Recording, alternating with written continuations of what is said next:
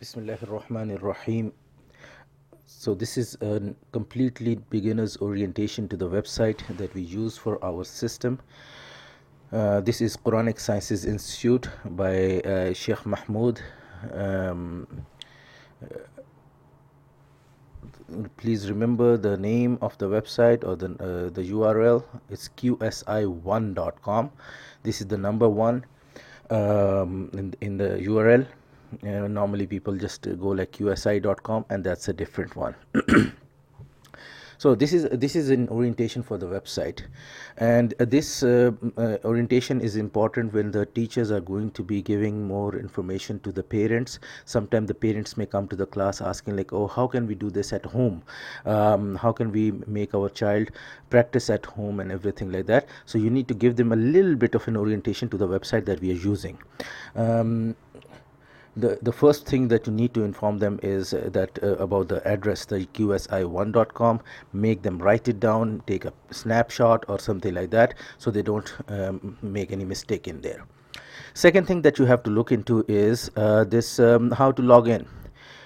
Just like you have a sign-in station in your class and everything, there is a login place here on the website. You get the username and the password. Every student has a username and a password. Along with their parent, they have a username and a password as well. You can send a message to the head teacher who is running the website. In this case it is me.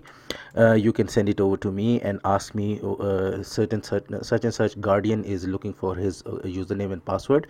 Where can he get it? And I will assist you accordingly. Similarly, the student has to have his username and password, and you will be giving those username and password to the students. Mostly most 98% to 99% of the time, I set the username and password by making them on this formula: first letter of their first name, first letter of their last name, and their age. So if the person's name is Muhammad Ahmad, who is 11 years of age, then it is going to be M-A and 11, the number 11. That makes it easy for the child to remember it, even when if he has to do it from home as well. So so these username and passwords will be given out to them. The students will know it. They will know they have to go to qsi1.com and have to log in. Sometimes until we have a little bit better solution, inshallah, from the system itself, but sometimes the parents want the children to actually practice at home aside from being registered in the school. So you can always tell them that this website is completely free. It's available for anyone and everyone to go and practice, and they can actually practice from this website. The only thing is they will not get any focused assistance from a teacher listening to the student and everything like that. They can do those things from online on their own. However, it is a little bit of more intensive or more work requiring, and it requires a little bit more work from them, so to actually use this website. Before you do anything with the website, I suggest this for the teachers as well as for anyone else who's going to be using the website as well, is to install these fonts. Remember that our purpose is actually or our motive is actually to make the student able to open the mushaf and read from it. So if the fonts are not close enough, good enough, the student will have a lot of difficulty when he is going to be reading from the mushaf. So these fonts are the closest match to that of the Mushaf Medina, and they have the same diacritic style, they have the same rasam style and everything. So that can help you with all these Nurani Qaida as well as the mushaf as well.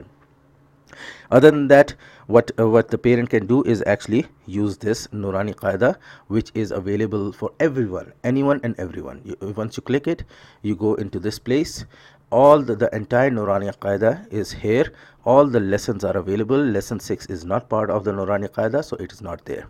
If you want a PDF copy of this Qaida that we use in our school as well, there is a printable Nurani Qaida over here, which will be a PDF copy. You can print it out and keep it for yourself.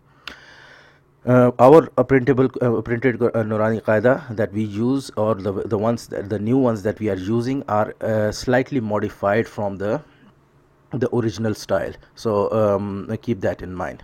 Anything and everything else is pretty much same. Only difference between the registered students who are within the school is we assign them work. For example, we have to tell them that you will be reciting the this word alif 10 times or 20 times or 30 times. But here, for everyone else, non-registered students, they have to manually click it for the voice to come about. So if I click, Alif. it's going to say alif. And if right now you can see that it's not marked, it's not the color is not there. The once I reach the 10 clicks, it's going to turn into yellow, then pink if it's 20, and so on. So this entire lesson is going to be there. The parents can sit with the children and do this practice as much as possible. They can go to as high as Lesson lesson number 16 as well, 16. which is the last one, and they can keep on practicing as much as possible. Is no end to it. Aside from this, there is another aspect that you can tell them, which is these rules. If you click these rules, then you will realize that there are extensive rules mentioned with regards to the tajweed, which they can follow. This is a little bit of intermediate level. So students who are younger, they will not be able to understand, but those who are a little bit over, they can actually start reading through this. The parents can sit and read through them and understand the rules and everything, and teach their kids as well. However, always remind the parents and everything that understanding or whether realizing whether you are reading those words properly or not, only a teacher, an experienced teacher, can help you out with that.